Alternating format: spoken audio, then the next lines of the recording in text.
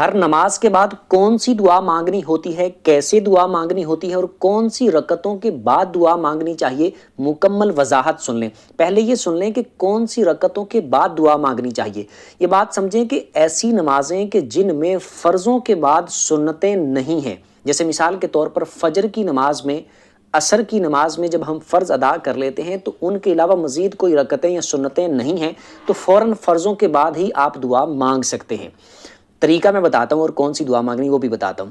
اور ان کے علاوہ جو دوسری نمازیں ہیں کہ جن نمازوں میں فرضوں کے بعد بھی سنتیں یا نفل پڑھے جاتے ہیں، تو ان رکعتوں میں بہتر یہ ہے، ان نمازوں میں بہتر یہ ہے کہ آپ فرضوں کے فوراً بعد دعا نہ مانگیں، بلکہ فرضوں کے بعد والی جو سنتیں ہیں ان کو آپ جلدی ادا کر لیں، تاکہ فرضوں کے درمیان اور بعد والی سنتوں کے درمیان فاصلہ نہ ہو۔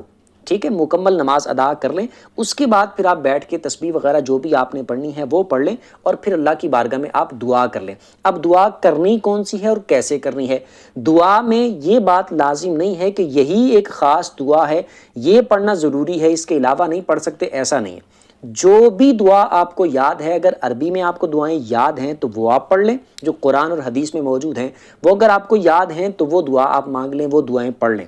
اگر وہ دعائیں آپ کو یاد نہیں ہیں، نہیں آتی، تو اس میں کوئی مسئلے والی بات نہیں ہے۔